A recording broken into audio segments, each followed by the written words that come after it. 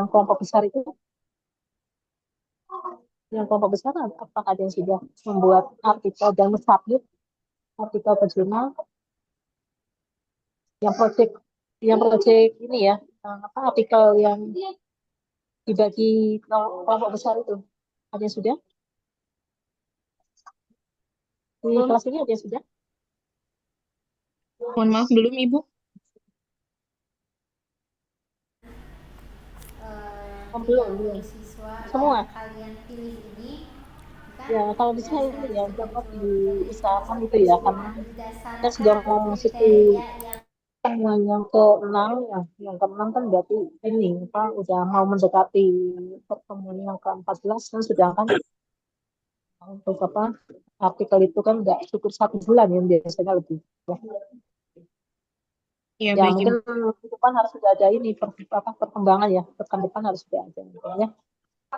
Bu, Bu mau nanya kalau artikelnya eh, itu Ya tentang konsep-konsep MIPA gitu atau kan bebas? ini 30 itu sesuai dengan tentang konsep-konsep ini Pak, kriteria tapi yang Oh, konsep-konsep bukan kriteria yang Pak, ini sesuai apa dengan kriteria yang ya, pembagian dari fisika ada, biologi ada, kimia ada, yang berkaitan dengan apa matematika juga ada gitu kan. Dan juga bisa dikaitkan dengan pembelajaran matematika, pembelajaran fisika, pembelajaran kimia. Nah, itu nggak jauh-jauh dari situ. Ya. Nah, yang beda kan kalau misalnya mungkin kan Bapak Ibu kan sini MIPA ya, konsep-konsep MIPA. Tapi ternyata yang diteliti misalnya tentang ini apa ekonomi gitu ya, atau mungkin ya ekonomi paling ya. Kalau pendidikan kan maksudnya sosial juga, sosial humaniora kalau pendidikan kan. Ya, tapi jadi sebenarnya malah justru banyak ini apa pembahasannya, bahasanya banyak. Dan mungkin saya bebaskan di sini ya. Jadi ini kan karena kelompok besarnya ini kan ada yang fisika, matematika, kimia, biologi jadi satu kan. Jadi bebas saja ikutin judulnya. Yang jelas ininya apa? Tapi artikelnya artikel ilmiah ya, artikel ilmiah hasil dari penelitian atau mungkin hasil dari review review artikel boleh. Dan kemudian submitnya ya ke jurnal itu ya, minimal singkat ya itu. Itu aja sih. Kalau untuk topik ya bebas sih, ya, bebas. Itu ya Bapak Ibu. Ada yang tanyakan lagi?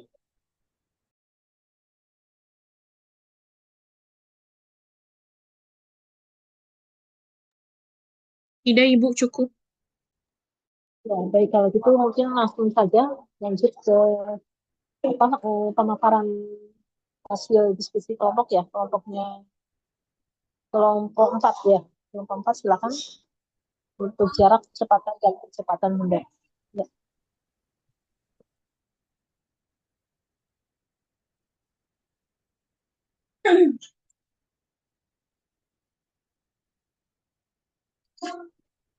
Baik, terima kasih Ibu. Bismillahirrahmanirrahim. Assalamualaikum warahmatullahi wabarakatuh. Warahmatullahi wabarakatuh. Waalaikumsalam. Suara saya terdengar jelas ya Bapak Ibu ya? Jelas, Ibu. Baik, Alhamdulillah. Sebelum ke dalam materi presentasi ya Bapak Ibu, saya akan menceritakan sesuatu hal yang mungkin Bapak Ibu yang sebagai guru pernah mengalami ini gitu ya. Bapak Ibu sebagai guru wali atau mungkin wali kelas gitu ya, anak perwaliannya. Mungkin ada beberapa anak yang melakukan keterlambatan ya Bapak Ibu. Nah, anggap saja anak ini bernama Budi misalnya seperti itu ya. Budi ini terlambat bangun Bapak Ibu. Ya, tapi Budi ini menyadari bahwa dia membutuhkan waktu 20 menit untuk sampai ke sekolahnya dari rumah ke sekolah. Itu membutuhkan perjalanan sejauh 5 kilometer. Ya, ya. Hal pertama yang dilakukan adalah otomatis melewati eh, gang-gang kecil gitu ya, baru masuk ke dalam jalan raya. Nah, di jalan raya pun mungkin ada beberapa hambatan-hambatan gitu ya.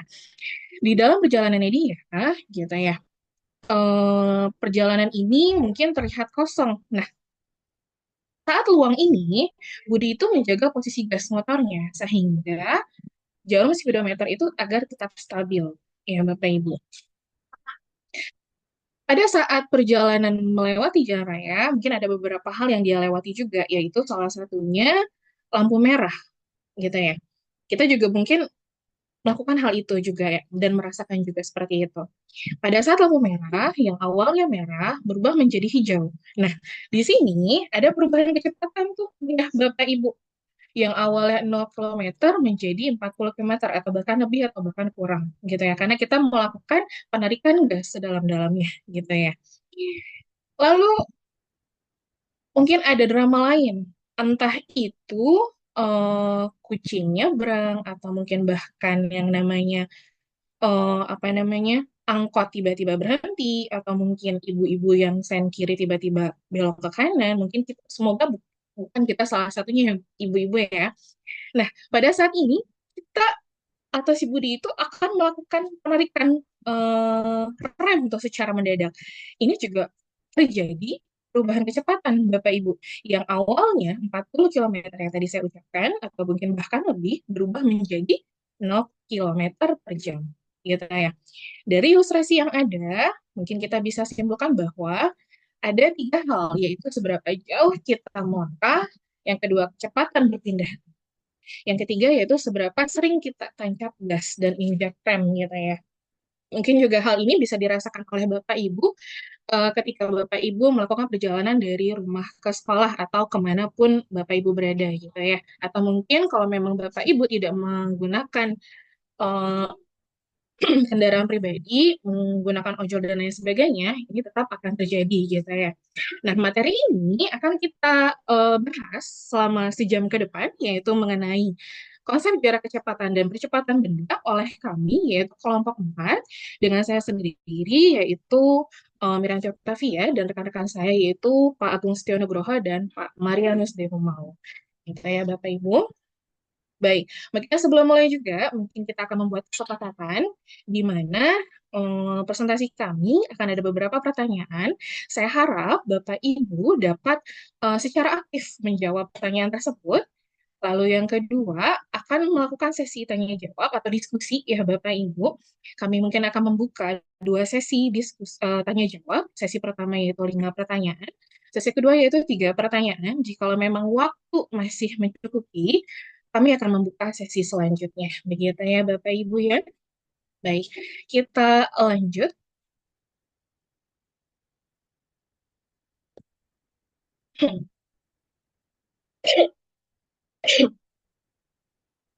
Pertanyaan pemantik di sini ya Bapak Ibu. Pernahkah Bapak Ibu memperhatikan mobil yang melaju atau bola yang menggelinding? Apa yang menurut Bapak Ibu menyebabkan benda-benda itu bisa bergerak atau berhenti? Ayo Bapak Ibu ada yang mau menjawab? Silahkan.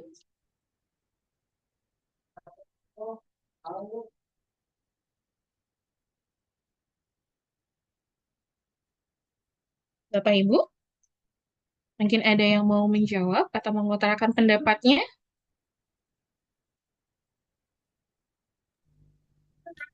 Izin menjawab boleh? Boleh Ibu, silahkan. Eh, Mungkin bola itu atau ban mobil bisa berhenti karena ada gaya gesek. Ya, ketika misalkan mobilnya di rem, salah satunya, kemudian ada gaya gesek antara ban mobil dengan jalan raya sehingga mengakibatkan ban itu berhenti. Begitu. Iya, betul Ibu. Betul sekali jawabannya, karena adanya gaya gesek ya, ya Bapak Ibu. Benda yang bergerak bisa berhenti karena adanya gaya melawan gerakannya, yaitu gaya gesekan gitu. Antara ban mobil, kita contohnya bawa mobil aja ya, antara ban mobil dan jalan gitu ya. Atau gaya gesekan antara bola dan permukaan tempat yang menggelinding gitu. Gaya gesekan ini mengurangi kecepatan benda sampai akhirnya berhenti. Gitu ya Bapak Ibu. Lalu pengantar gerakan gerak benda. Nah, di sini gerak benda adalah fenomena yang kita temui setiap hari, mulai dari sepeda yang melaju di jalan, bola yang dilempar, hingga mobil yang bergerak. Memahami konsep jarak, kecepatan, dan percepatan sangat penting untuk menjelaskan bagaimana benda bergerak dan berinteraksi di sekitar kita. Gitu. Di sini kita akan membahas mengenai jarak dan perpindahan, Bapak Ibu. apakah itu jarak atau apa itu jarak? Di sini dapat dijelaskan bahwa jarak adalah panjang lintasan yang ditempuh oleh suatu benda dari satu titik ke titik lainnya. Jarak merupakan besaran skala, artinya hanya memiliki nilai tanpa memperhatikan arah. Nah, satuan standar internasional untuk jarak adalah meter. Ini contoh sederhananya, Bapak Ibu. Jika Bapak Ibu berjalan dari rumah atau enggak siswa berjalan dari rumah ke sekolah melalui jalan tertentu, panjang jalan yang Bapak Ibu lalui atau anak lalui itulah yang disebut jarak. Meskipun Bapak Ibu atau anak kembali ke rumah, total jarak yang ditempuh adalah jumlah seluruh lintasan yang dilalui.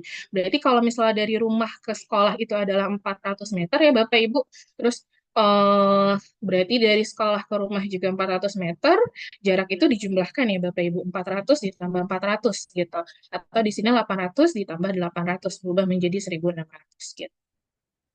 Lalu, apa itu perpindahan? Perpindahan adalah perubahan posisi benda dari titik awal ke titik akhir. Dihitung secara langsung antara dua titik tersebut dan melibatkan arah. Karena perpindahan memperhatikan arah. Ia termasuk besaran vektor, artinya memiliki besar dan arah. Nah, seperti yang tadi diilustrasikan pada jarak, misal dia 800 meter dari titik awal atau rumah ke sekolah gitu ya, terus balik lagi ke rumah. Nah, kalau untuk perpindahan berarti dia diketahui perpindahannya adalah 0 meter ya Bapak Ibu. Gitu. Kesimpulannya, jarak fokus pada beberapa jauh lintasan yang ditempuh, sedangkan perpindahan fokus pada perubahan posisi dari titik awal ke titik akhir secara langsung dengan mempertimbangkan arah. Ini contoh lainnya ya Bapak Ibu. Yang pertama adalah gerak lurus searah. Nah, di sini diilustrasikan bahwa Budi berjalan ke timur 20 meter, lalu ke timur lagi 15 meter. Berarti kalau untuk jarak sendiri, dia dijumlahkan ya Bapak Ibu, 20 tambah 15, jadi 35. Perpindahan juga dijumlahkan, karena kenapa? Dia maju ke depan. Jadi 20 ditambah 15 meter, gitu. Jadi 35 meter. Untuk gerak berbalik arah, yang nomor 2, di sini ada mobil bergerak 100 meter ke timur, lalu berbalik arah 50 meter ke barat, gitu ya. Nah, untuk jarak sendiri, dia berarti 100 meter ditambah 50 meter, berubah menjadi 150 meter. Nah, untuk perpindahan, karena dia muter balik ya Bapak Ibu, yang awalnya 100 meter, jaraknya mundur 50 meter, berarti hasil perpindahannya adalah 50 meter. Untuk yang ketiga, di sini ada gerak tegak lurus. Kita bisa menggunakan Pitagoras ya Bapak Ibu. Siswa berjalan 4 meter ke timur, lalu 3 meter ke utara. Gitu. Nah, untuk jarak sendiri kan berarti tinggal dijumlah aja tuh ya. 4 meter ditambah 3, yaitu 7 meter. Nah, kalau untuk perpindahan, berarti kita menggunakan rumus Pitagoras.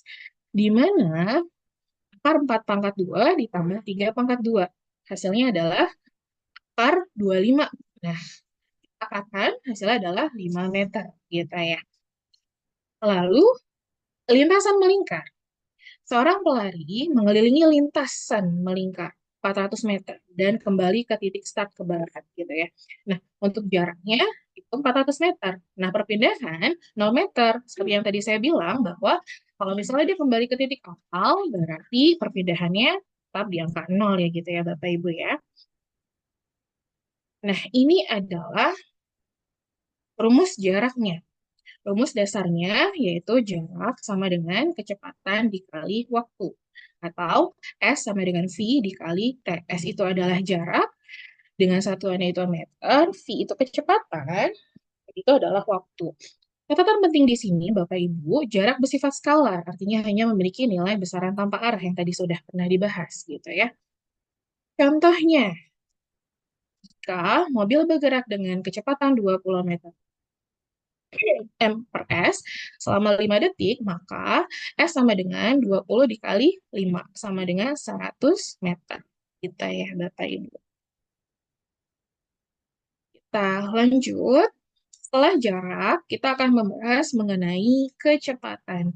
Di sini, kecepatan adalah perbandingan jarak yang ditempuh benda dengan waktu yang diperlukan untuk menempuh jarak tersebut.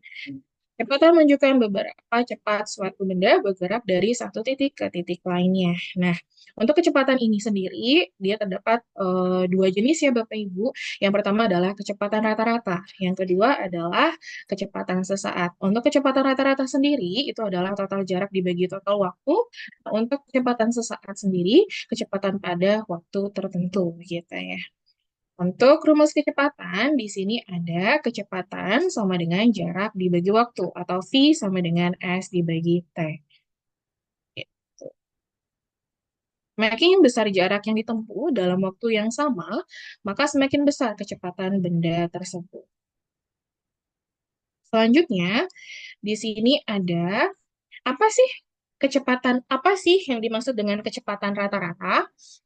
Kecepatan rata-rata adalah besaran skalar yang menunjukkan beberapa cepat suatu benda berpindah dari posisi awal ke posisi akhir selama interval waktu tertentu. Nah, kecepatan ini dihitung dengan membagi total perpindahan oleh total waktu yang dibutuhkan untuk perpindahan tersebut. Ini rumusnya Bapak Ibu ya, secara matematis kecepatan rata-rata dirumuskan sebagai berikut. Nih, kecepatan rata-rata sama dengan total perpindahan atau delta X dibagi total waktu atau delta T. Catatan pentingnya adalah kecepatan rata-rata hanya bergantung pada posisi awal, posisi akhir, dan selang waktu yang ditempuh, tidak bergantung pada lintasan yang dilalui. Selanjutnya, di sini, apa itu kecepatan sesaat? Kecepatan sesaat adalah kecepatan benda pada suatu titik waktu tertentu. Ini merupakan nilai kecepatan yang sangat spesifik dan dapat berubah-ubah sepanjang perjalanan. Secara konsep, kecepatan sesaat adalah limit dari kecepatan rata-rata ketika interval waktu delta t mendekati 0. Nah, di sini juga bisa dalam kalkulus, kecepatan sesaat didefinisikan sebagai turunan posisi terhadap waktu. Ini yang Bapak Ibu. Nah, rumus kecepatan sesaat V pada waktu T didefinisikan sebagai Vt sama dengan limit delta T mendekati 0, delta X dibagi delta T. Nah, dalam kalkulus atau turunan, Vt sama dengan dxt dibagi dt sama dengan x aksen T, gitu ya. Nah, satuan kecepatannya yaitu meter per detik. Intinya, kecepatan sesaat menunjukkan beberapa cepat benda bergerak cepat pada suatu saat tertentu. Berbeda dengan kecepatan rata-rata yang merupakan nilai rata-rata dalam selang waktu tertentu. Hubungan dan perbedaannya Bapak Ibu, perbedaan utama antara kecepatan rata-rata dan kecepatan sesaat terletak pada cakupan waktunya. Kecepatan rata-rata mengamati keseluruhan perjalanan dalam interval waktu tertentu, sedangkan kecepatan sesaat fokus pada momen tertentu. Jika gerak benda konstan tanpa perubahan kecepatan, maka kecepatan rata-rata dan kecepatan sesaat akan sama. Namun dalam gerak yang berubah-ubah, kecepatan sesaat lebih akurat menggambarkan kondisi kecepatan benda pada waktu tertentu. Oke, baik. Untuk materi selanjutnya akan dibahas oleh Pak Agung. Silahkan Pak Agung. Baik. Terima kasih Bu Mira. Mohon izin saya akan menjelaskan tentang apa itu percepatan. Jadi ini kelanjutan dari tadi, ada jarak, kecepatan, dan sekarang apakah itu percepatan. Jadi percepatan adalah perubahan kecepatan persatuan waktu. Ketika sebuah benda bergerak dan kecepatannya berubah, maka benda tersebut mengalami percepatan. Percepatan menunjukkan seberapa cepat kecepatan suatu benda berubah dalam interval waktu tertentu. Dan percepatan, ada percepatan positif terjadi ketika benda mempercepat. Jadi kecepatannya bertambah. Sedangkan percepatan negatif atau perlambatan terjadi ketika benda melambat atau kecepatannya berkurang. Satuan standar percepatan adalah meter per detik kuadrat atau m per s kuadrat. Lanjut ya. Nah, apa itu percepatan rata-rata? Seperti halnya dengan kecepatan, tadi ada kecepatan rata-rata dan ada kecepatan sesaat. Di sini percepatan pun juga ada percepatan rata-rata dan percepatan sesaat. Namun percepatan rata-rata adalah konsep yang menggambarkan perubahan kecepatan suatu benda dalam waktu tertentu. Seperti halnya kecepatan, kita juga membedakan antara percepatan rata-rata dan percepatan sesaat. Percepatan rata-rata didefinisikan sebagai perubahan kecepatan dibagi dengan waktu yang diperlukan untuk perubahan tersebut. Di situ juga ada rumus percepatan rata-rata. Percepatan rata-rata dilambangkan A dengan delta V dibagi dengan delta T. Sama dengan V2 dikurangi V1 dibagi T2 dikurangi T1, di mana delta V itu adalah perubahan kecepatan dan delta T itu adalah selang waktu yang dibutuhkan. Dan V1 dan V2 itu kecepatan awal untuk T1 dan kecepatan akhir pada T2. Lanjut, Ibu.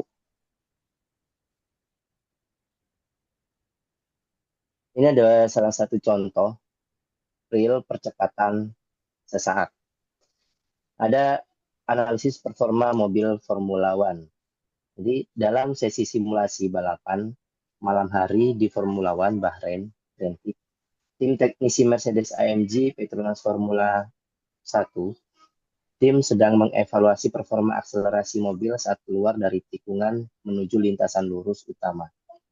Data telemetri menunjukkan bahwa kecepatan mobil terhadap waktu mengikuti persamaan V T sama dengan 2T pangkat 3 dikurangi 9T pangkat 2 ditambah 12T ditambah 5 dengan V dalam meter per sekon dan T dalam sekon. Untuk menjaga kestabilan ban dan mencegah wheel spin atau slip, tim menetapkan bahwa percepatan maksimum aman mobil saat keluar T1 adalah 18 meter per sekon. Pertanyaannya, tentukan fungsi percepatan sesaat mobil. Hitung percepatan sesaat mobil pada detik keempat berdasarkan hasil perhitungan analisis apakah mobil masih berada dalam batas percepatan aman, kemudian jelaskan dampaknya. Dan di sini, setelah melalui proses perhitungan, yang tadi dijelaskan oleh Ibu Mira, bisa menggunakan limit dan bisa menggunakan turunannya. Di sini kita turunkan untuk persamaan pertama dan didapat dV per dt-nya adalah 6T kuadrat dikurangi 18T ditambah 12. Dan diperoleh hasil sama dengan 36 percepatan sesaat pada detik ketiga. Ini yang ditanya detik keempatnya, maaf. Sebesar 36. Jadi percepatan sesaat pada detik keempat itu adalah 36 meter per sekon kuadrat. Jadi itu dianalisis oleh tim, menganalisis bahwa batas percepatan aman itu 18 dan hasil perhitungannya itu 36. Karena 36 itu lebih dari 18, maka percepatan mobil telah melebihi batas aman yang ditentukan tim teknisi. Dan apa dampak yang terjadi apabila percepatan terlalu besar? Ban bisa kehilangan traksi akibat wheel spin, jadi kecepatannya akan berkurang. Mobil menjadi sulit dikendalikan, temperatur ban meningkat dan cepat aus. Kemudian risiko mobil mengalami oversteer atau kehilangan arah, pembalap dapat kehilangan waktu tadi. Dan di sini tim teknisi akan langsung menginformasikan melalui radio yang ada di helm para pembalap untuk menjaga kecepatannya. Lanjut, Ibu.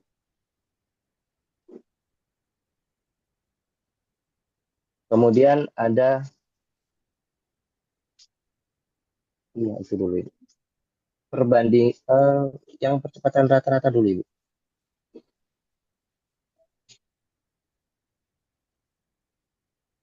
Sebelumnya.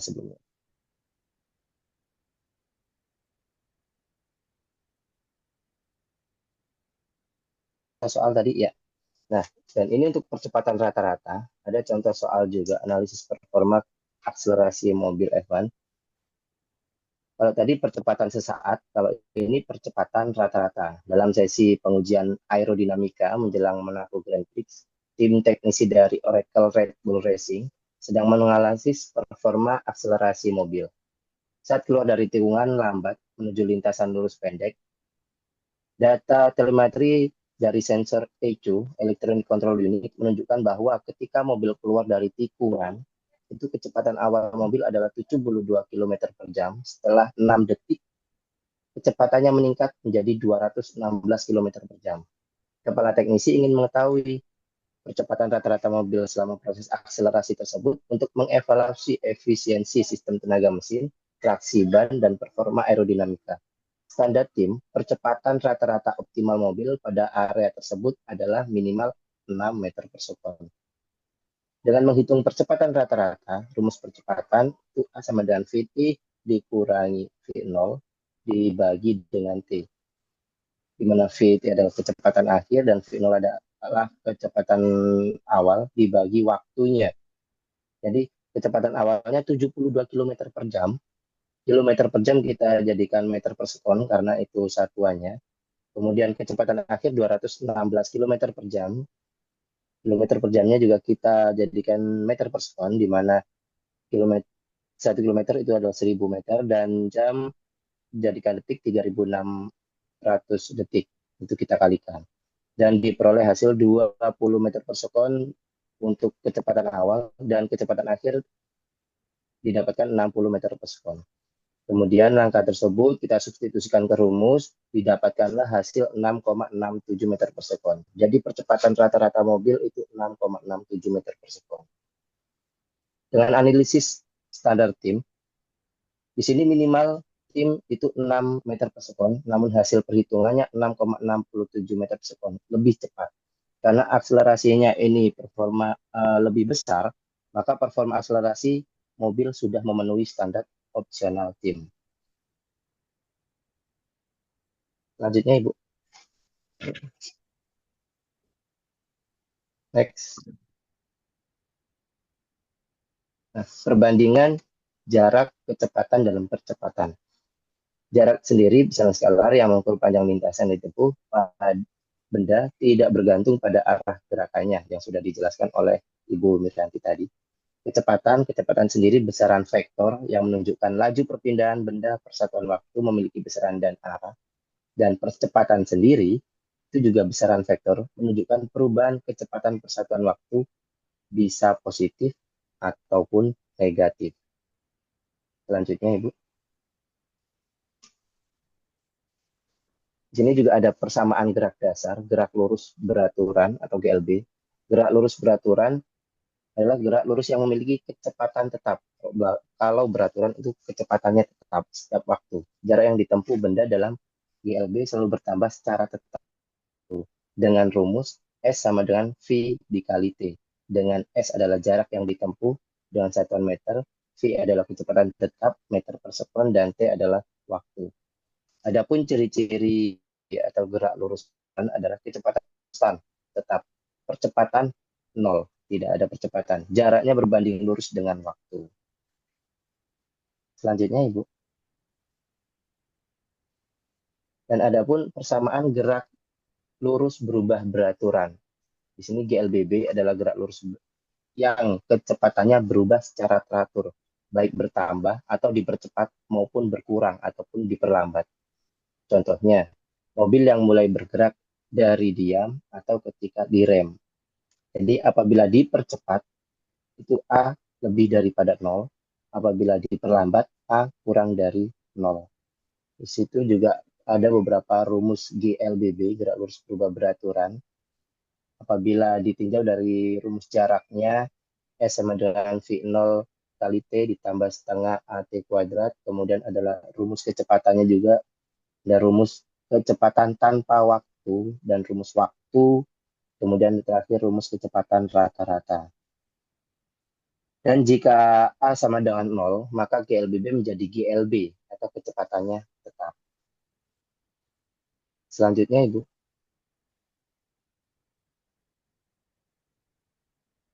Hubungan antara gerak kecepatan dan gerak percepatan. Grafik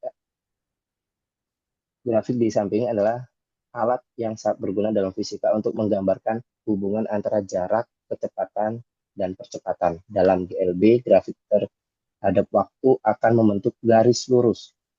Sedangkan dalam GLBB, grafik jarak terhadap waktu akan membentuk kurva parabola. Dengan memahami grafik ini, kita dapat dengan mudah menganalisis gerakan benda dan memprediksi perilakunya di masa depan. Jadi itu beberapa grafik terhadap waktu, GLB untuk yang atas, gerak dan GLBB untuk yang bawah dan warna hijau. Dengan kecepatan tetap itu apabila GLB dan GLBB itu kecepatan tetap atau kecepatan berubah beraturan. Selanjutnya Ibu. Dan di sini Isaac Newton, ya, tadi Bu, sebelumnya.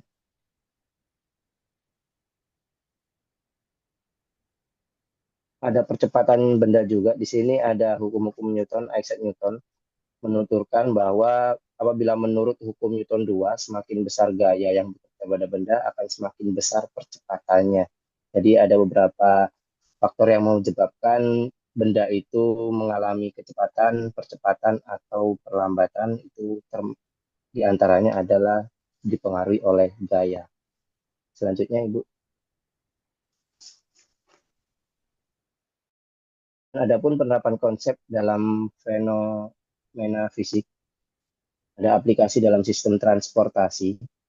Konsep jarak, kecepatan, dan percepatan memiliki aplikasi yang luas dalam sistem transportasi. Dalam desain kendaraan bermotor, insinyur harus mempertimbangkan berbagai faktor yang mempengaruhi kecepatan dan percepatan kendaraan. Sebuah studi oleh Society of Automotive Engineers menunjukkan bahwa kendaraan yang dirancang dengan aerodinamika yang baik dapat mencapai kecepatan maksimum lebih cepat dan dengan efisiensi bahan bakar yang lebih tinggi.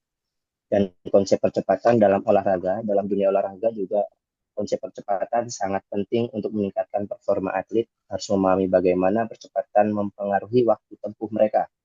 Penelitian menunjukkan bahwa atlet yang dapat mengoptimalkan percepatan awal, mereka dapat meningkatkan waktu tempuh secara signifikan. Dalam hal ini, pelatih sering menggunakan data tentang kecepatan dan percepatan untuk merancang program latihan yang lebih efektif.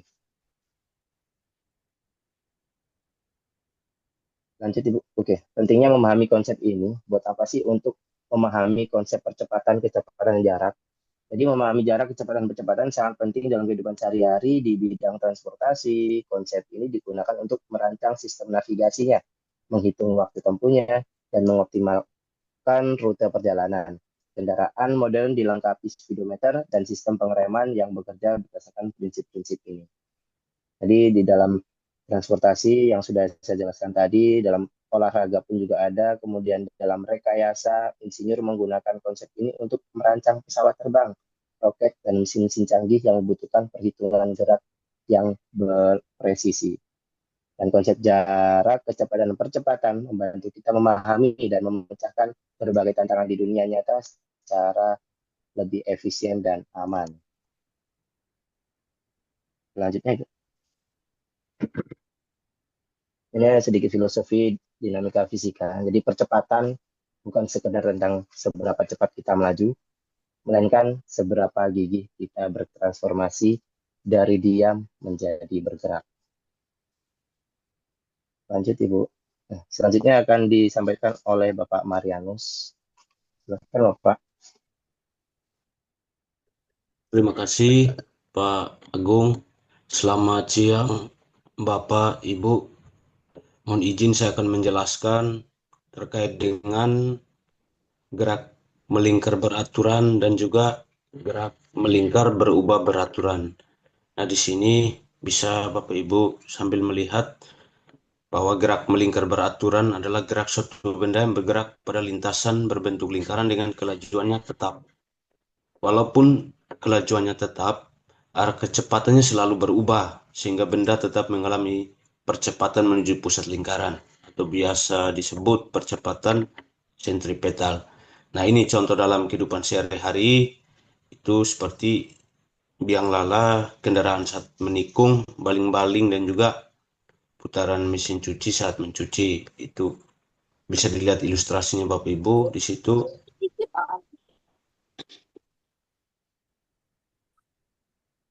Ya, next. Nah, ini Bapak Ibu boleh dilihat gerak pada lintasan berbentuk lingkaran dengan kecepatan atau kelajuannya tetap. Itu ada ciri-cirinya, ada juga contoh, ada juga hubungan-hubungan, dan juga rumus-rumus gerak melingkar beraturan. Di situ bisa dilihat ciri-cirinya itu lintasan berbentuk lingkaran, kelajuannya tetap, ada kecepatan selalu berubah, memiliki percepatan sentripetal yang arahnya menuju pusat lingkaran. Sudut yang ditempuh setiap detik itu sama. Nah, di situ ada catatannya, walaupun kelajuan tetap, ada kecepatan selalu berubah sehingga benda tetap memiliki percepatan sentripetal. Di situ boleh dilihat rumus-rumusnya, ada periode, frekuensi, kecepatan linier, kecepatan sudut, dan kecepatan sentripetal. Nah, next Ibu, ada contoh. Nah, di sini contoh soal cerita gerak melingkar beraturan. Itu sebuah biang lala memiliki jari-jari 20 meter dan berputar sebanyak 10 putaran setiap menit dengan kelajuan yang tetap. Nah, di situ tentukan kelajuan liniernya seperti apa, sebuah kabin di tepi biang lala, percepatan sentripetal kabin tersebut, dan berapa kali kabin tersebut melewati titik terbawah dalam waktu 3 menit. Ada juga rumus-rumusnya seperti yang di slide sebelumnya. Di situ boleh dilihat kelajuan linier, ada jawabannya juga. Kelajuan linier dapat dihitung dengan rumus itu, V2VR F dengan frekuensi putaran per detik itu penghitungannya 10/60 1/6 Hz. Nah, di situ V-nya sama dengan 2 kali nilai V 3,14 kali 20 kali 1/6. Jadi hasilnya V sama dengan 93 meter per second. Nah, di situ percepatan sentripetalnya juga ada, Bapak Ibu boleh lihat. Di situ A sub C sama dengan V kuadrat per R. Lanjutkan hitungannya, dan di situ untuk nomor 3, kabin melewati titik terbawah. Setiap satu putaran penuh, kabin melewati titik terbawah sebanyak 1 kali. Dalam 1 menit 10 putaran, dalam 3 menit 10 kali 3 30 putaran. Itu disesuaikan, bisa dijumlahkan sesuai rumus di slide sebelumnya. Next, Ibu. Sebelumnya, Bu. Slide sebelumnya. Ya, di sini gerak melingkar. Oh, sorry, selanjutnya. GMBB. Ya, di sini gerak melingkar berubah beraturan. Nah, di sini Bapak Ibu, gerak melingkar berubah beraturan adalah gerak benda pada lintasan lingkaran dengan percepatan sudut tetap, sehingga kecepatan sudutnya berubah secara teratur. Ini percepatan sudutnya tetap. Nah, ciri-cirinya juga ada. Bisa dilihat lintasan berbentuk lingkaran. Kecepatan sudutnya berubah. Ya, kecepatan sudut berubah, tapi percepatan sudutnya tetap. Memiliki percepatan sudut tetap, dan ada percepatan tangensial dan sentripetal. Nah, di sini ada rumus-rumusnya juga. Kecepatan sudut akhir, posisi sudut, dan hubungan kecepatan sudut dan perpindahan sudut. Nah, di situ ada keterangannya juga. Ya, omega T sama dengan omega 0 tambah alfa T. Kemudian theta sama dengan omega 0 T ditambahkan dengan 1/2 alfa T kuadrat. Itu kalau posisi sudut. Lalu hubungan kecepatan sudut dan perpindahan sudut itu bisa dilihat omega T kuadrat sama dengan omega 0 kuadrat tambah 2 alfa theta. Nah, itu rumus-rumus pada GMBB, dan juga di situ ada percepatan pada GMBB. Contoh dalam kehidupan sehari-hari seperti kipas angin, kemudian roda kendaraan saat direm, ada juga mesin cuci, dan komedi putar yang dipercepat atau diperlambat. Next, Ibu, pada contoh soal. Nah, di sini Bapak Ibu, contoh soal yang sama. Sebuah biang lala melingkar memiliki jari-jari 25 meter. Biang lala mulai berputar dari keadaan diam dengan percepatan sudut tetap sebesar 0,4 radius S kuadrat. Nah, di situ diminta untuk tentukan kecepatan sudut setelah 10 detik, kemudian jumlah putaran dilakukan setelah 10 detik, kemudian kelajuan linear tepi biang lala setelah 10 detik. Nah, di situ ada ilustrasinya juga diketahui. Lalu kepada jawaban itu ada rumusnya di sebelah di slide sebelumnya, dan di situ jawabannya adalah kecepatan sudut atau ya omega setelah 10 sekon. Ya, gunakan rumus omega sama dengan omega 0 ditambah alfa T. Nah, di situ ada keterangannya juga. Omeganya itu apa? Nah, di situ R sama dengan jari-jari lintasan, omega kecepatan sudut, alfanya itu percepatan sudut, T sama dengan waktu.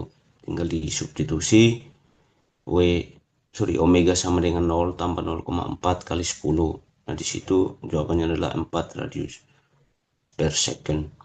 Itu jumlah putaran setelah 10 sekon juga termasuk ada rumusnya, gunakan rumus kemudian disubstitusi. Lalu yang terakhir kelajuan linear tepi biang lala setelah 10 sekon, gunakan rumus V sama dengan omega kali R. Nah, di situ substitusikan, tinggal ditambahkan, ya disubstitusi V sama dengan 4 kali 25 sama dengan 100 meter per sekon. Lanjut, Bu. Oh ya, di sini kesimpulan yang pertama, kinematika adalah cabang fisika yang mempelajari gerak benda tanpa membahas penyebab geraknya. Lalu, jarak merupakan panjang lintasan ditempuh benda selama bergerak. Nah, di situ yang ketiga, kecepatan menunjukkan seberapa cepat benda berpindah posisi dalam selang waktu tertentu. Nah, percepatan adalah perubahan kecepatan benda terhadap waktu. Lalu yang berikut, gerak benda dapat terjadi dengan kecepatan tetap atau berubah-ubah. Lalu yang berikut, yang keenam, percepatan positif terjadi ketika kecepatan bertambah, sedangkan percepatan negatif ketika kecepatan berkurang. Yang ketujuh, hubungan antara jarak, kecepatan, dan percepatan membantu menjelaskan berbagai peristiwa gerak dalam kehidupan sehari-hari. Nah, yang kedelapan terakhir, pemahaman konsep kinematika sangat penting dalam ilmu pengetahuan, teknologi, dan penerapan fisika di kehidupan nyata. Itu ada aja. Bisa dilihat jarak, banyak lintasan, dan ya kurang lebih seperti itu. Untuk selanjutnya saya kembalikan kesempatan ini kepada Ibu moderator, Ibu Mia. Oke, baik. Terima kasih, Pak Marianus dan Pak Agung. Selanjutnya, mungkin ini sesi pertanyaan dari kami ya Bapak Ibu, yaitu kelompok 4. Pertanyaan pertama, ya. Titik acuan digunakan untuk menentukan apa nih Bapak Ibu? Ada yang mau menjawab? Perubahan posisi benda. C. Nah, Masya Allah, terima kasih Wari dan yang lainnya. Itulah Bapak Ibu ya, cek perubahan posisi. Lalu pertanyaan yang kedua, ketika seseorang mendorong mejanya yang tadi ya, hingga bergeser, maka orang tersebut sedang memberikan apa? Gaya. Gaya. Oke, terima kasih Bu Eva dan yang Oke, lanjut. Ini diskusi ya Bapak Ibu dengan topik kendaraan listrik. Seperti Tesla memiliki kemampuan untuk mencapai percepatan tinggi dalam waktu tingkat dibandingkan kendaraan berbahan bakar konvensional. Hal ini disebabkan oleh torsi instan yang dihasilkan motor listrik. Nah, pertanyaan atau diskusinya di sini, apa yang membuat kendaraan listrik mampu menghasilkan percepatan lebih tinggi dibandingkan kendaraan berbahan bakar fosil? Yang kedua, bagaimana pengaturan percepatan pada EV dapat mempengaruhi efisiensi energi? Yang ketiga, apa dampak percepatan tinggi pada keselamatan penumpang dan desain kendaraan? Ayo Bapak Ibu, siapa yang mau menjawab? Sekilas info dulu ya Bapak Ibu, torsi instan itu adalah kemampuan motor listrik untuk langsung menghasilkan gaya putar maksimum begitu motor mulai berputar tanpa harus menunggu atau memerlukan putaran mesin naik secara bertahap seperti pada mesin bensin. Gitu ya. Untuk pertanyaan pertama, ada yang mau menjawab Bapak Ibu? Mungkin? Aku ayah nih. Ya, Saya ulangi pertanyaannya di sini. Untuk pertanyaan yang pertama, apa yang membuat kendaraan listrik mampu menghasilkan percepatan lebih tinggi dibandingkan kendaraan berbahan bakar fosil? Boleh Bu, saya jawab yang pertama. Oh iya, baik Bu Solia. Karena ini kan nomor satu tuh apa sih kendaraan listrik ya. Jadi kan Iya, ketahui betul. kalau kendaraan listrik kan pasti ada baterai ya Bu, di situ ya Bu ya. Mm-mm. Nah, sehingga mungkin energi dari baterai itu bisa langsung dirubah menjadi gerak oleh motor listrik. Otomatis akan sangat cepat sehingga akselerasinya lebih spontan dan lebih halus. eh itu dari sisi baterai kan ya. Mm-mm. Kemudian yang kedua, karena terus terang Bu, ini kan tadi saya lihat percepatan dan kecepatan. Mm. Jadi fisika ya. Eh, Mungkin ada misalnya kata percepatan mungkin di sini kendaraan listrik mungkin menggunakan transmisi satu percepatan sehingga tidak perlu perpindahan gigi yang berkali-kali sehingga tenaganya tidak terputus ketika ada saat akselerasi atau percepatan itu sendiri. Itu Bu. Iya, terima kasih Bu Suhliha. Oke, baik. Kendaraan listrik itu bisa mempercepat lebih cepat ya Bapak Ibu. Karena mungkin motor listrik juga menghasilkan torsi instan gitu. Nah, artinya begitu kita injak pedal gas, kendaraan tersebut tuh langsung memberikan tenaga penuh tanpa harus menunggu terlebih dahulu gitu ya. Terima kasih banyak untuk Bu Sofia. Sehat selalu Bu. Lalu Amin, yang amin. kedua, Bapak Ibu, bagaimana pengaturan percepatan pada EV dapat mempengaruhi efisiensi energi? Ya, akan menjawab. punya mama ini mama ambil yang kecil. Iya, Mama. Ambil yang kecilnya kesiniin, Ge. Mama. Baik, Bapak Ibu, ada yang Biasanya ini bapak-bapak ini, Bu. iya. Bapak-bapak mungkin ada yang mau menjawab. Bapak-bapak, bagaimana pengaturan percepatannya nih, Pak? Pada EV dapat mempengaruhi efisiensi energi. Gimana nih? Mungkin kalau untuk ibu-ibu tinggal pakai aja ya. Yang penting motor atau kendaraannya sudah tersedia dengan baik gitu. Bapak-bapak ada yang mau menjawab? Silahkan. Bapak, halo? Karena Bu, ini kali Bu, kan kalau misalnya ini kan motor listrik ya, biasanya kan dicas. Ya. Jadi kalau bisa harusnya disimpan di baterai. Beda dengan bahan bakar mesin yang biasa. Gitu nggak sih? Tapi nggak ada kaitan dengan percepatan ya. Masih ada kaitannya kok, Bu. Terima kasih atas jawabannya. Masih ada Masih kaitan. nyambung. Masih nyambung, betul. Dan juga keterkaitan dengan baterai juga sebenarnya. Betul sekali, Bu Surya. Untuk yang kedua kalinya ya. Terima kasih loh, Ibu. Dapat Mungkin hadiah Bapak-Bapak nggak ada Bu? yang mau menambahkan? Bapak-Bapak ada yang mau menambahkan pernyataan dari Ibu Suhliha? Halo, Bapak-Bapak. Apakah ada? Pak? Halo? Mungkin cukup. Cakep. Terima kasih, Pak Iip. Oke. Saya menambahkan ya dari jawabannya Bu Suhliha ya. Di sini, bagaimana pengaturan percepatan pada EV dapat mempengaruhi efisiensi energi. Betul banget, Ibu. Ini mengenai percepatan dan baterai juga sih sebenarnya. Pengaturan percepatan pada EV sangat penting ya, Bapak Ibu. Karena percepatan yang terlalu cepat akan menggunakan banyak energi baterai secara tiba-tiba, gitu, sehingga baterai cepat habis.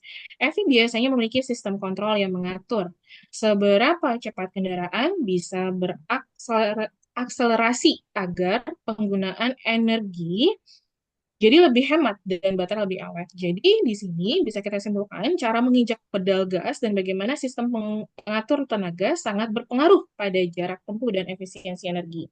Oke, baik. Yang ketiga, ya, pertanyaan terakhir dari kami, apa dampak percepatan tinggi pada keselamatan penumpang dan desain kendaraan? Mungkin ada yang bisa menjawab, Bapak Ibu? Bapak Ibu, yang mau menjawab? Ada Bu dampaknya. Mungkin izinnya Bu ya. Kalau kalau ngerem tiba-tiba kan jadi itu, Bu. Ya mungkin ini Bu, apa kan tadi karena torsi instan itu ya. Iya, Iya kan karena torsi instan itu, jadi mungkin gara-gara mobilnya kan bisa jadi melesat tiba-tiba gitu. Ustadz dengan Iya, melesat tiba-tiba jadinya resiko juga buat pengemudinya kehilangan kendali kan. Akhirnya apalagi yang belum terbiasa bisa langsung gitu ya, langsung celaka gitu. Jongkok gitu. kalau dengan desain kendaraannya gimana Pak Anggit? Kalau desain kendaraannya mungkin karena bobotnya biasanya mobil apa kendaraan-kendaraan listrik tuh lebih berat tapi percepatannya atau akselerasinya kan tinggi ya. Mm-mm. Jadi mungkin apa namanya dampaknya perlu penguatan struktur gitu mungkin ya Bu ya. Penguatan struktur. Oh, pada kendaraannya ya Pak ya? Mm-mm. Oh, mungkin agak lebih Menurut ringan saya kali gitu ya? ya. Atau gimana Iya nih? Harusnya lebih gitu. ringan atau lebih berat nih?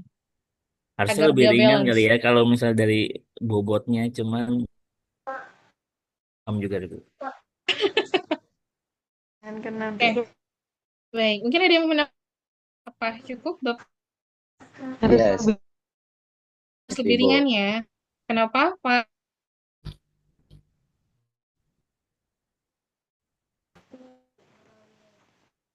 Sep, kenapa Sep? Bentar yang gini. Mungkin, Ya, bahkan Bu nanti iya. dengan percepatan EV bisa lebih cepat itu karena salah satu motor penggeraknya itu tidak serumit motor penggerak di mobil-mobil yang menggunakan bahan bakar fosil, bensin maupun solar. Jadi kalau energi EV, electric vehicle itu lebih langsung menggunakan satu motor listrik aja. Apalagi sekarang ada yang namanya hybrid electric vehicle. Jadi Mm-mm. apabila pakai hybrid itu lebih bisa mempercepat lagi, mengefisiensi energi lagi. Karena dari putaran roda, pengereman itu bisa ditransfer langsung ke baterai, bisa menjadi energi lagi tanpa menggunakan energi fosil seperti itu. Jadi begitu Bapak Ibu. Baik, terima kasih, Pak Agung. Lanjut saja ya, Bapak Ibu. Ini referensi yang kita gunakan, kami gunakan. Oke. Mungkin sesi selanjutnya ya Bapak Ibu, yaitu adalah sesi diskusi atau tanya jawab. Untuk sesi pertama, kami akan membuka 5 pertanyaan. Silakan Bapak Ibu di kolom chat. Hanya 5 pertanyaan terlebih dahulu ya Bapak Ibu.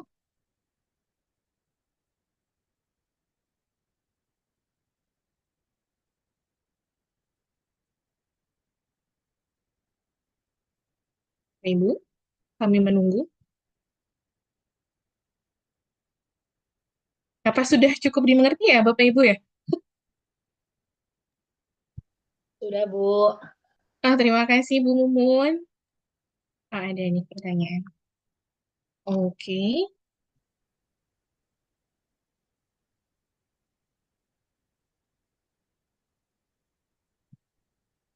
Dua pertanyaan yang masuk ya. Pertanyaan dari Bu Dede Sunaryati. Oke, Assalamualaikum. Waalaikumsalam Ibu. Izin bertanya, saya Dede Sunaryati. Apakah kecepatan dan percepatan itu dipengaruhi juga oleh gravitasi bumi? Contohnya, saat kamu melempar bola ke atas, bola itu makin lambat sampai berhenti sejenak di titik tertinggi, lalu jatuh kembali ke tanganmu dan makin cepat gerakannya. Mengapa demikian? Dan apakah bola itu mengalami kecepatan atau percepatan sepanjang waktu gerakannya? Meskipun ada saat bola diam sesaat di puncak. Oke, baik. Mungkin Pak Marianus dan Pak Agung bisa menjawab lebih dahulu.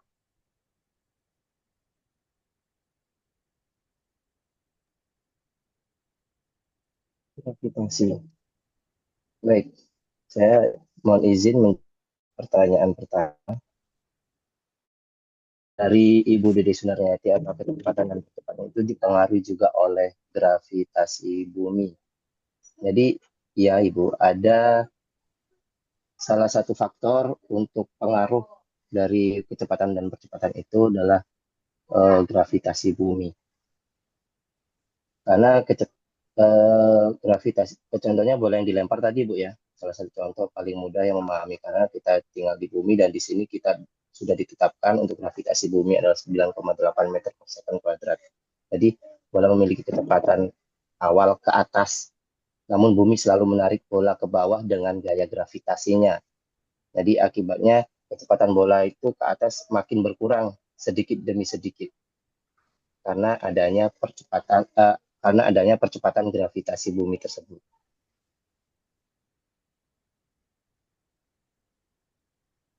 Oke, baik. Mungkin kesimpulannya, kecepatan dan percepatan dipengaruhi oleh gaya gravitasi itu sendiri ya, Pak. Bola yang Iya, dilempar ke benar Ibu. atas memperlihatkan perubahan kecepatan karena memang percepatan gravitasi yang selalu menarik ke bawah gitu. Nah, percepatan ini sebenarnya konstan ya, sedangkan kecepatan berubah-ubah sesuai arah gerak bola. Ya, Bagaimana? percepatan. Bagaimana Bu Dede? Apakah sudah cukup dengan jawaban kami? Terima kasih Ibu Bapak atas Iya. jawabannya. Terima kasih kembali Bu Dede, sehat selalu. Baik, pertanyaan selanjutnya. Di sini dari Pak Julian Rahmat Budi apa nih? Sentausa ya. Maaf sebelumnya, ya dimaafkan Pak. Izin bertanya, melihat dari paparan yang disampaikan, terlihat dalam penggunaan simbol seakan-akan diasumsikan bahwasannya kecepatan dan kelajuan dianggap sama. Oke, baik. Pertanyaannya, apakah dalam kasus fisika, proses perhitungan kecepatan dan kelajuan selalu menghasilkan nilai yang sama? Oke, baik. Mungkin Pak Marianus mau menjawab? Ya, izin sedikit Bu untuk merespon pertanyaan Pak Yulian. Iya, baik Bapak. Iya, tadi terkait dengan fisika, apakah perhitungan kecepatan dan kelajuan selalu menghasilkan nilai yang sama? Nah, di sini karena memang kecepatan dan kelajuan sering disalahartikan sama, padahal dalam fisika keduanya berbeda secara konsep. Kalau menurut saya, misalkan perbedaan konsep dasar dari kelajuan itu sama dengan besaran skalar, hanya menunjukkan besar cepatnya gerak tanpa arah. Nah, sedangkan kecepatan dia menunjukkan besar tambahkan dengan arah. Kalau misalkan kecepatan itu besaran vektor yang menunjukkan besaran ditambahkan dengan arah gerak, sedangkan kalau kelajuan itu besaran skalar yang hanya menunjukkan besar cepatnya gerak tanpa arah. Nah, sehingga kalau mau dikatakan tidak selalu sama antara kelajuan dan juga kecepatan. Keduanya hanya bisa memiliki nilai yang sama dalam situasi atau kondisi tertentu. Misalkan contoh mobil melaju lurus ke arah timur sejauh 100 meter tanpa berbalik. Nah, di situ kelajuannya sama dengan kecepatan, tapi bisa berbeda jika ada perubahan arah gerak. Misalkan bolak-balik, maka itu lintasannya melengkung atau kelajuannya berbeda. Nah, bisa sama dalam konteks tertentu, tapi tidak selalu sama. Keduanya tidak selalu sama, hanya bisa sama dalam kondisi tertentu. Misalkan melaju dalam arah yang sama, berarti kelajuan dan kecepatannya sama. Kurang lebih pemahaman saya begitu, mungkin bisa ditambahkan, disempurnakan. Saya kembalikan dulu. Oke, baik. Terima kasih Pak Marianus. Jadi mungkin kecepatan dan kelajuan itu memiliki konsep yang berbeda ya Pak ya. Nah, meskipun seringkali nilainya bisa sama, terutama saat gerak lurus dan arah yang tetap, namun bisa dibilang secara umumnya kecepatan itu memperhitungkan arah sehingga bisa berbeda nilai dan tanda dengan kelajuannya. Nah, pemahaman ini penting agar perhitungan dan interpretasi gerak benda menjadi tepat gitu ya. Oke, baik. Untuk Pak Julian, gimana? Apakah sudah cukup?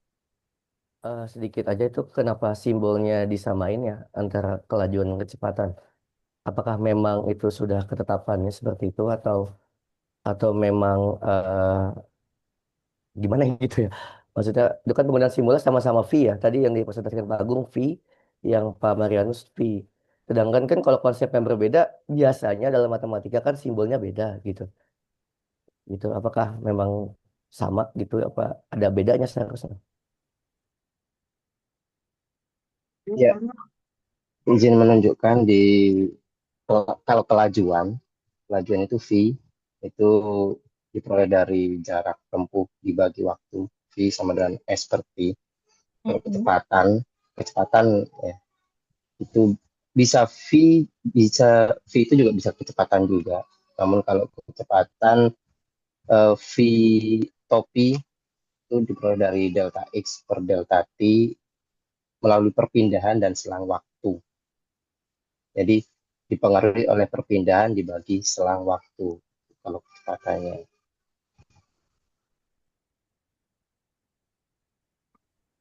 Terima kasih. Iya, terima kasih Pak Julian. Sehat selalu, Pak. Oke, pertanyaan selanjutnya. Di sini ada Bu Suhlia lagi ya, Bu. Terima kasih Bu Suhlia. Aktif sekali Ibu ya. Oke, pertanyaannya adalah bagaimana bisa dijelaskan kecepatan dan percepatan angin dalam menghasilkan listrik dalam pembangkit listrik tenaga angin. Gitu ya. Ini ada yang mau menjawab terlebih dahulu? Pak Agung? Pak Marianus? Belum cukup. Bentar, Bu. Oke, baik.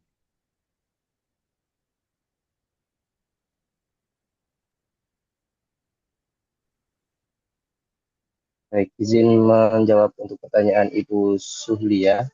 Di sini bagaimana bisa dijelaskan kecepatan dan percepatan angin dalam menghasilkan listrik dalam pembangkit listrik tenaga angin PLTB atau pembangkit listrik tenaga bayu. Dan di sini untuk cara kerjanya sendiri, angin tersebut akan mengenai baling-baling turbinnya, baling-baling turbin tersebut akan berputar. Putaran porosnya ini diteruskan ke generator, Bu. Dan generator mengubah energi gerak menjadi energi listrik karena tertiup angin dengan kecepatan dan percepatan angin yang sangat berubah-ubah, itu bisa memutarkan baling-baling tersebut, akan diteruskan ke generator dan menjadi energi listrik. Dan itu bisa dijelaskan menggunakan energi kinetik kalau tidak salah. Kinetik, bukan. Energi apa? Iya, kinetik, energi kinetik.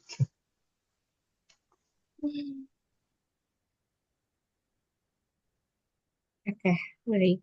Terima kasih Pak Agung. Oke, baik. Berarti kesimpulan yang bisa saya ambil, kecepatan angin itu kan sumber utama ya, energi dari PLTB ya. Dan percepatan angin itu mempengaruhi kestabilan dan efisiensi produksi listrik itu sendiri gitu ya. Nah, turbin angin dirancang itu untuk memanfaatkan kecepatan angin secara optimal dan menyesuaikan diri terhadap perubahan kecepatan angin agar dapat menghasilkan listrik secara aman dan efektif gitu ya, Bu Sulia ya. Bagaimana Bu Sulia? Berarti ada itu, Bu. Ada, Ya. ada baterai juga, ada komponen baterai juga ya berarti.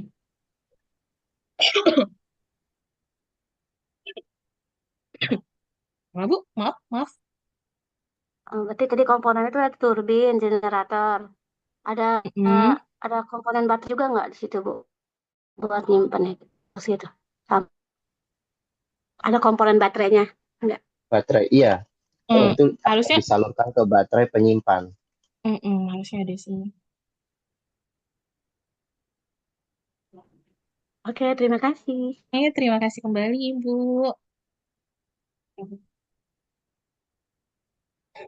Oke, lanjut. Dari Ibu Rizka Amalia Rahmawati, di sini izin bertanya, ya Ibu. Sekarang banyak sekali dikembangkan teknologi kendaraan self-driving. Apakah kendaraan self-driving dapat mengurangi kecelakaan yang disebabkan kesalahan dalam mengatur percepatan dan pengereman? Eh,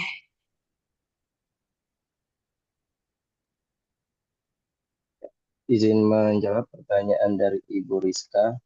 mm-mm. Jadi apabila pakai self-driving, apakah mengurangi kecelakaan yang disebabkan oleh kesalahan dalam mengatur percepatan dan pengereman? Jadi ini sudah banyak dilakukan di Cina, di Jepang, untuk self-driving tersebut bisa dimanfaatkan oleh taksi online di sana udah tanpa pengemudi. Itu bisa menurunkan angka kecelakaan apabila tidak ada kerusakan sistem, karena sistem tersebut sudah dirancang sedemikian rupa dengan batasan-batasan tertentu untuk mengatur percepatan, pengereman, kecepatannya harus seperti seberapa cepat, kemudian rambu-rambunya, seperti itu Ibu. Dan apabila teknologi itu misal error dalam pelaksanaannya, itu juga bisa saja terjadi kecelakaan. Namun di sini sudah diantisipasi untuk penggunaannya, seperti itu. Baik, seperti itu ya Bu Yang bisa Rizka. ditambahkan. Oke, baik. Mungkin Pak Marianus ada yang mau menambahkan, Pak Marianus? Yes, boleh Bu, sedikit Iya, baik, silakan. dari pertanyaan Bu Rizka ya, Iya, Pak. soal kendaraan. Ya dari saya sih self driving, nah, misalkan dilihat dulu dari mengapa bisa terjadi kecelakaan dan lain, pengereman mendadak, kemudian salah menilai jarak dan kecepatan seperti yang disampaikan oleh Pak Agung tadi. Tapi kalau dari saya ini bahwa self driving, kendaraan otonom itu dapat mengurangi kecelakaan akibat kesalahan percepatan dan pengereman manusia karena sistemnya lebih cepat dan konsisten. Pokoknya yang nyata Ya, misalkan tergantung situasi dan kondisi cuaca buruk, situasi tidak terduga, dan juga pengaruh dari pengendaranya sendiri. Kira-kira itu saja yang mau ditambahkan, Bu. Terima kasih. Iya, baik, Pak Marianus.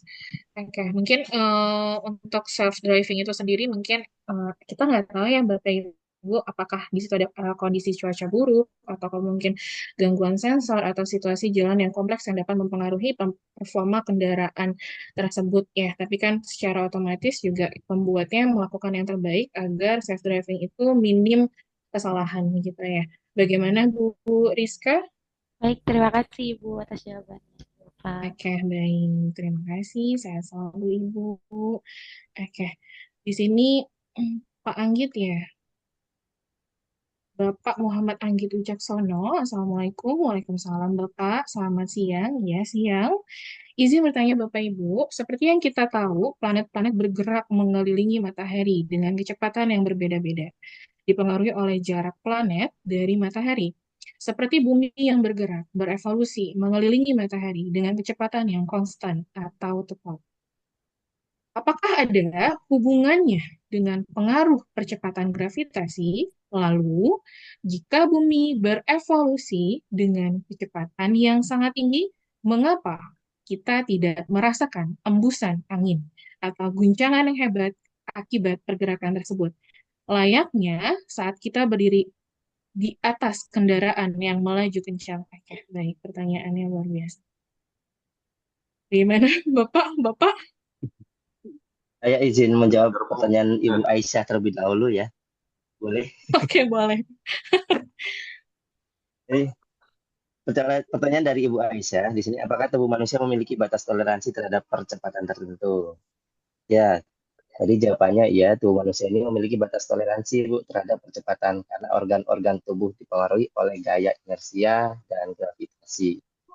Percepatan kecil masih aman, namun percepatan besar dapat mengganggu aliran darah, kerja organ tubuh, bahkan menyebabkan kehilangan kesadaran atau cedera. Contohnya saat di pesawat ada namanya G-force dan di Formula One juga ada namanya G-force. Tidak hanya ke percepatan saja untuk batasnya, namun di kedalaman saat kita berenang kita juga ada batas-batas tertentu yang bisa kita lalui dan mana yang tidak bisa kita lalui.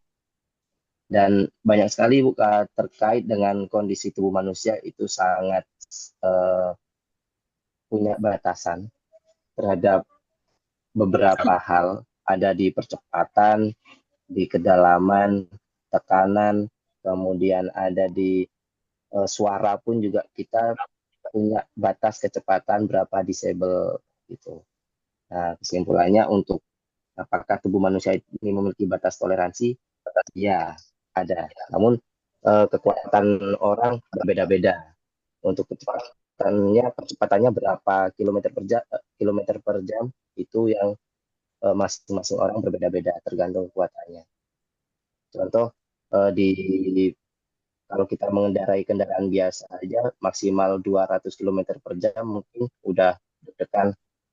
Tapi kalau bagi atlet Formula One 200 km per jam itu hal yang biasa. Karena Formula One bisa mencapai 300 km per jam bahkan lebih. Jadi seperti itu Ibu untuk jawaban dari kami. Bagaimana Ibu Aisyah? Baik, bagaimana Bu Aisyah? Terima kasih Bapak. Cukup. Terima kasih Bu Aisyah, sehat selalu. Oke, baik. Karena saya juga udah telanjur membaca pertanyaan dari Pak Anggit ya. Ini pertanyaan terakhir yang akan kami jawab.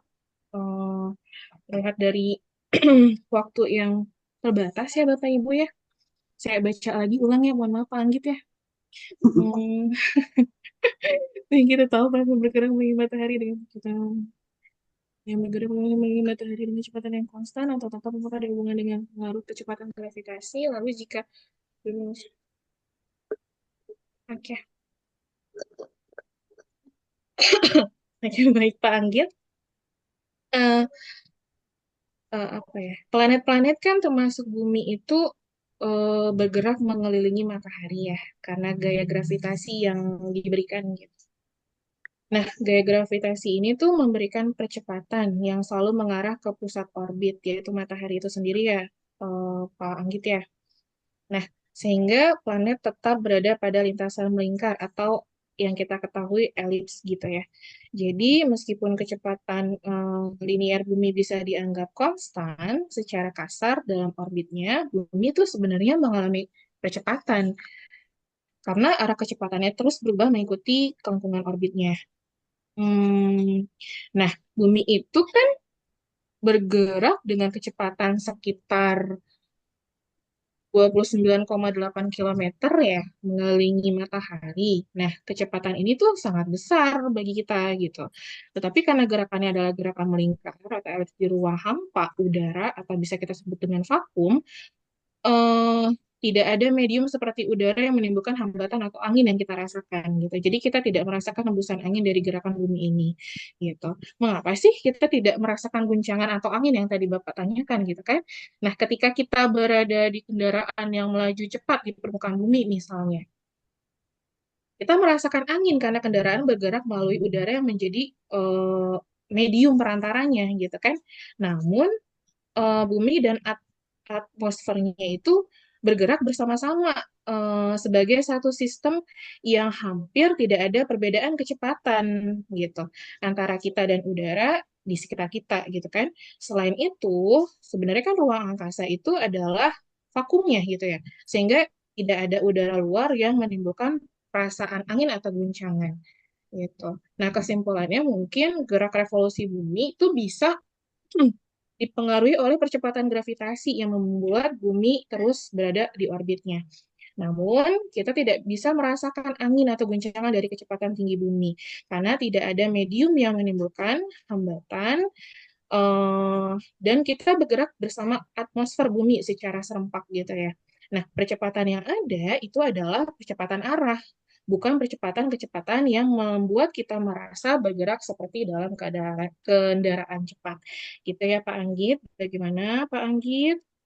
Ya, terima kasih Bu Mira. Terima kasih Pak Anggit. Saya selalu Pak Anggit. Oke, baik. Terima kasih Bapak Ibu yang sudah mengajukan pertanyaan, tapi karena keterbatasan waktu ya Bapak Ibu, kami cukupkan, mungkin nanti akan terjawab pada notulensi yang dilakukan Pak Agung. Oke, terima kasih Bapak Ibu. Mohon maaf atas mungkin kesalahan yang kami perbuat oleh kelompok 4 sebelumnya. Wassalamualaikum warahmatullahi wabarakatuh. Dikembalikan ke Bu Rina. Terima kasih Ibu. Waalaikumsalam warahmatullahi wabarakatuh. Iya, makasih ya. Empat ya, fisika ya, untuk empat Iya fisika. Ibu. Ya walaupun ini backgroundnya kan matematika ya, cuman ya Mengerti. apa, Iya. tapi cara menjelaskannya dan juga logikanya itu masuk gitu loh. Jadi seperti yang ada pertanyaan dijawab oleh kelompok ini, kelompok empat ini, kalau ya, diterapkan secara logika, oh iya begitu ya, jadi benar-benar mencerahkan gitu ya. Jadi ini apa maksudnya? eh, Ya walaupun kita yang bukan dari fisika ya, jadi paham, oh itu ya, karena sangat erat sekali dengan kaitan dengan kehidupan sehari-hari kan ya. Ya jadi maksudnya, eh, ya saya juga jadi puas ini. Itu kan ada pertanyaan. Pertanyaan saya juga penasaran ya, pertanyaan yang disampaikan oleh Bapak Ibu di sini kan. Apa sih jawabannya? Ya, oh, itu seperti itu. Oh ya, masuk logika juga gitu, masuk logika juga gitu kan.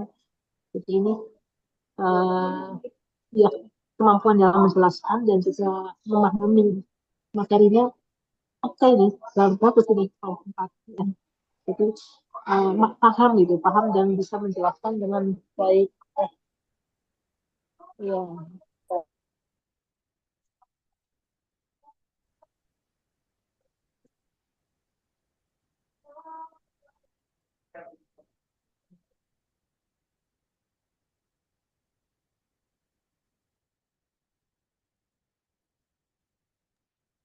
ya jadi sesuai ya.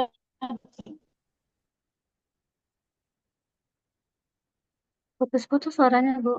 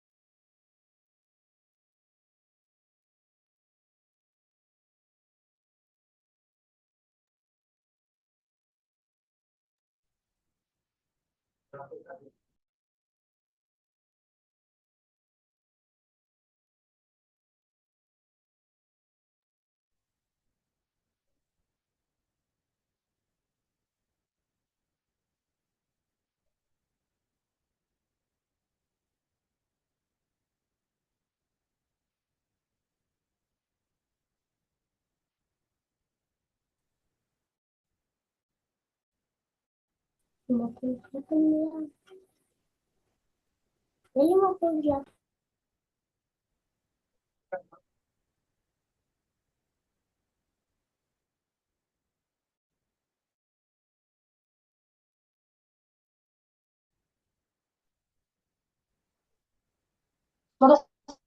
saya dengar Bapak Ibu, Terus putus Ibu. ini cuma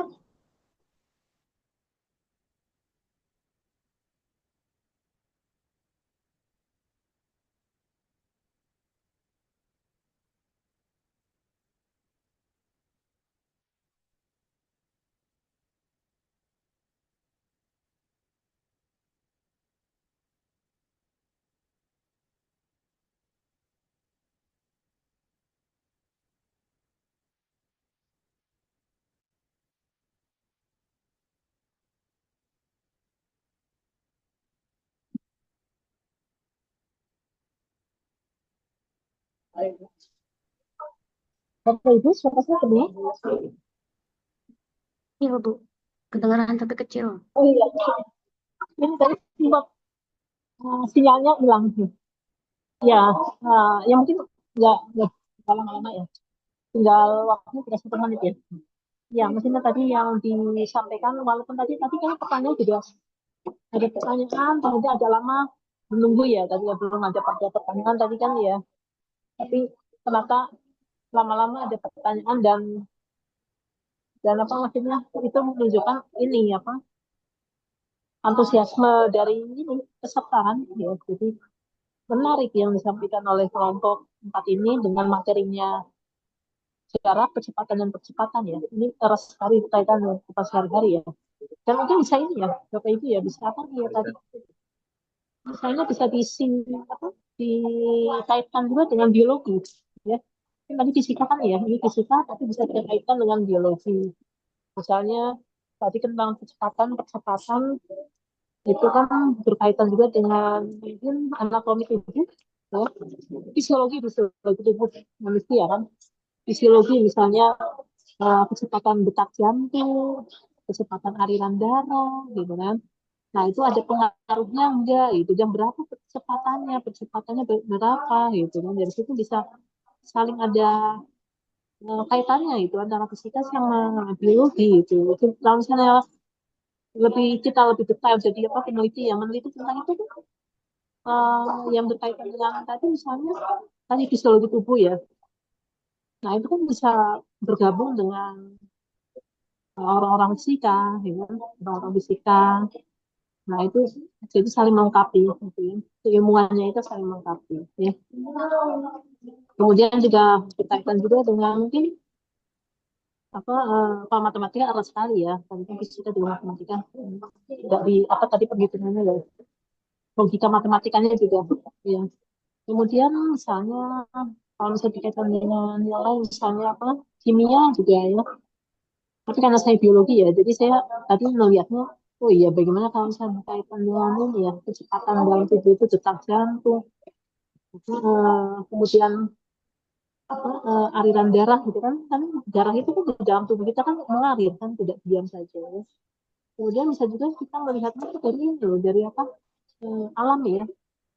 Jadi kalau misalnya kita apa kayak tadi misalnya kan pasti yang membuat mobil itu ya, penemuan mobil itu kan dengan kecepatannya berapa sekian jam ya mungkin apa CC itu loh yang pakai CC itu kan ya, itu kan mungkin mereka orang-orang fisika juga itu yang bisa menemukan itu.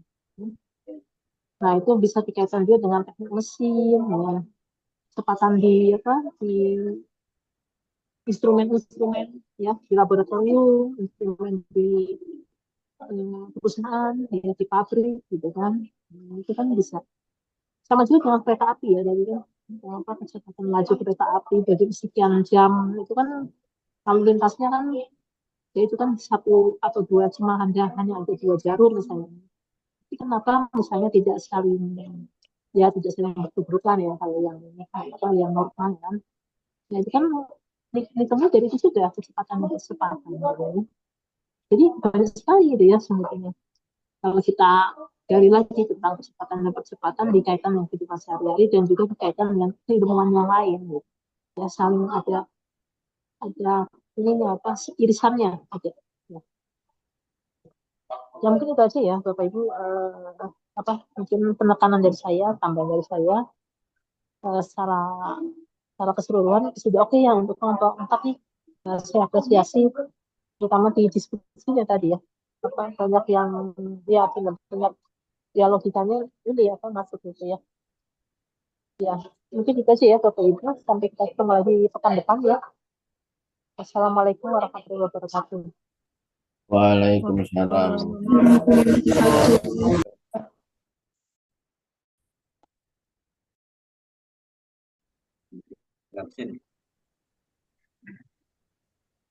Udah absen ya Bapak Ibu.